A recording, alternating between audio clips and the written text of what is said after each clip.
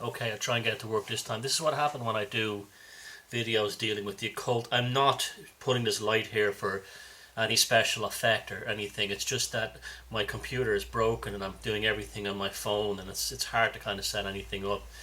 This video is a break from the US political system videos. I can hear some of you saying, "Hey, thank God." But it's just as an important a subject because it deals with the dangers of the occult. Now, I have been given permission to make this video after being in contact with a gentleman when he contacted me after something went very badly wrong with a group he was involved with. And I'm making this for two reasons. One, he wants me to explain to the group. He asked me initially to meet with the group, and I refused to do this because these people have done something very bad, not through their own fault, it was an accident. And I have had a very bad experience recently at the Hellfire Club in Dublin, and there seems to be a rise of this kind of dark energy at the moment, this kind of very toxic energy at the moment, and I'm probably be in great danger meeting any of them, and I told him I would not meet them. So as a compromise, he's allowing me to tell this story, and this video is for the people in the group. So I do hope all of you, and especially the people in the group that this guy I made a video for has asked me to make it for you. Okay, so please pay attention. What has happened is that there was this guy, the gentleman I'm making the video for. He contacted me after he saw one of my videos a couple of my videos on magic, in quite a panic state. He was not involved in the occult directly. Well, he was accidentally involved. He basically got into New Age things, New Age magazines, New Age videos online, New Age websites, and all this kind of thing. Harmless in itself. And he got very, very interested in the idea of ley lines, and he became convinced that there were two intersecting ley lines. We're back to this again, ironically. Two intersecting ley lines on his parents' farm, about 30 or 40 miles from here, in kind of a remote area now, and a remote kind of desolate landscape.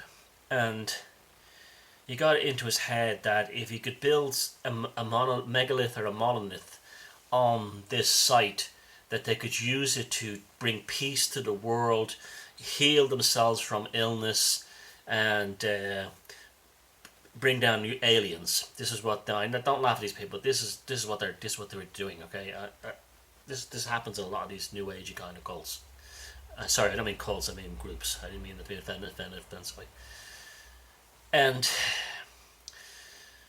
a lady in the group who has now vanished from the group, I was told this morning, they can't find her, she's moved away, was acting as a channeling guide for the group.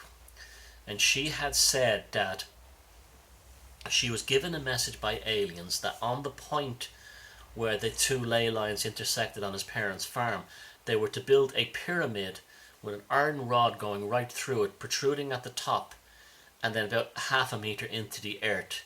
And this would be a kind of an energetic machine to converge and whatever, bring spiritual experiences to them, and so on. Now, the first mistake they made was they used iron.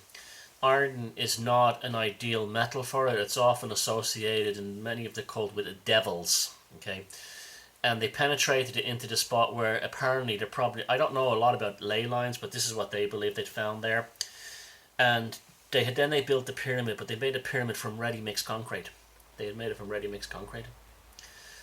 And then they shaped it with the capstone and everything, and then they put the rod to the bottom. So the rod started about that height, about half a meter above the top of the concrete pyramid, so they could they could all hold their hands on it together.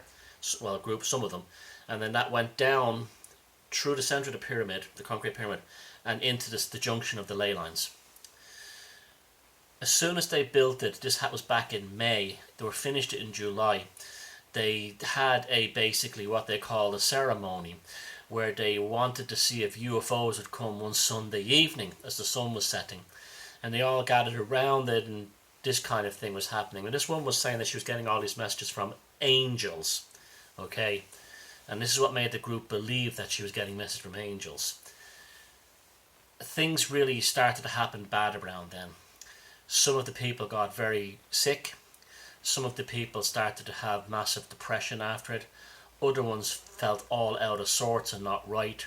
One of them admitted themselves to a psychiatric clinic, and all of them have been plagued by a sense of being followed, a sense of being suffocated, and a sense of nightmares. What they've done is they've accidentally opened up a hell gate.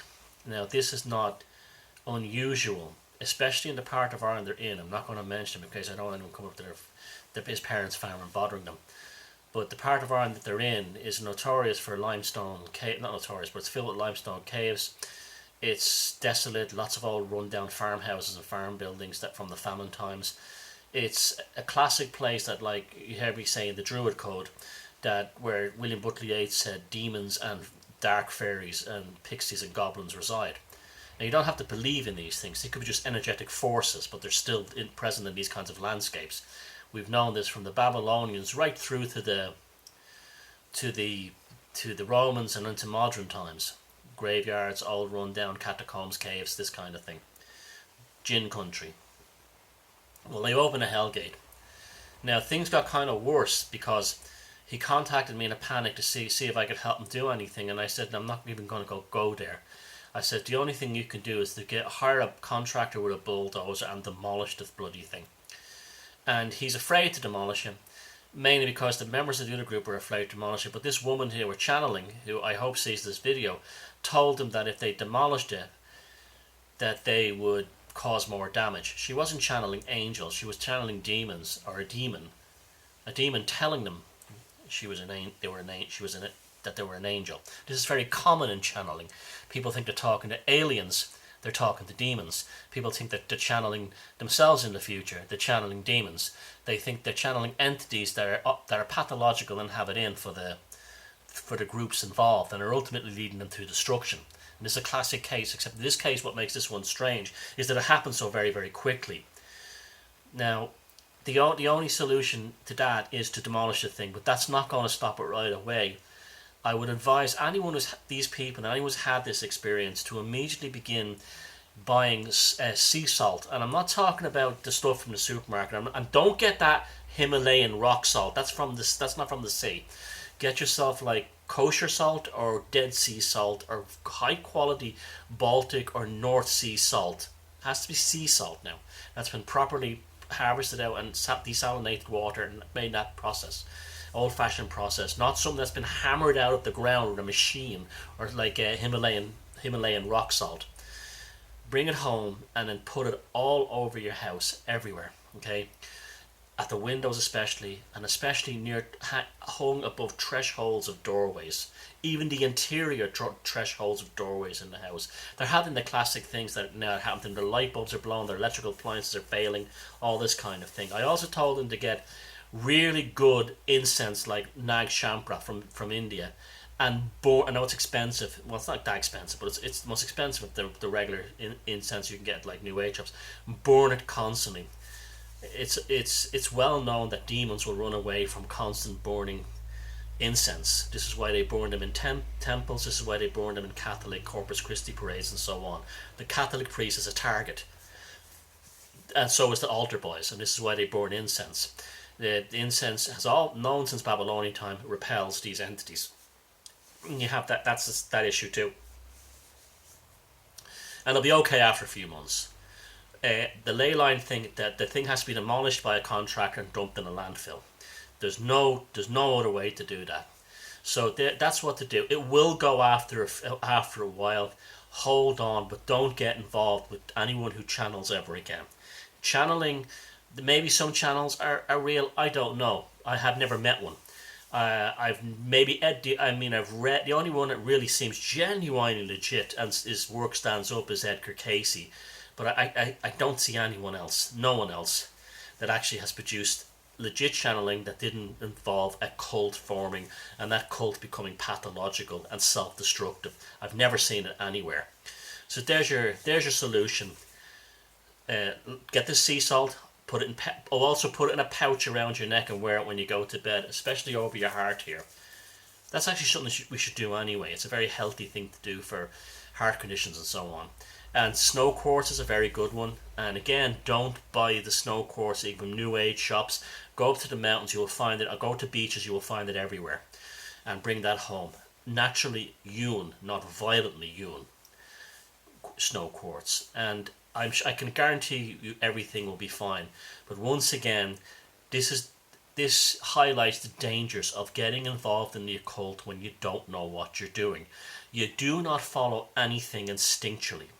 Also, if you're interested in the occult, it's much better to be a solitary practitioner. This is the way of the Magi. This is the way of the Kabbalist.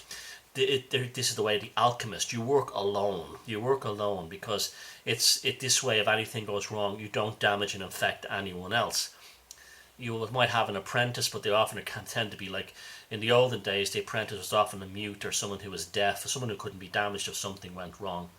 So there you go. It will go. Follow those precautions and don't ever do it again, and don't ever listen to channels, and don't ever get anything into ideas in the head you can contact aliens through machines that have been channeled, especially involving iron, and never ever use concrete to build monoliths or megaliths. Thank you.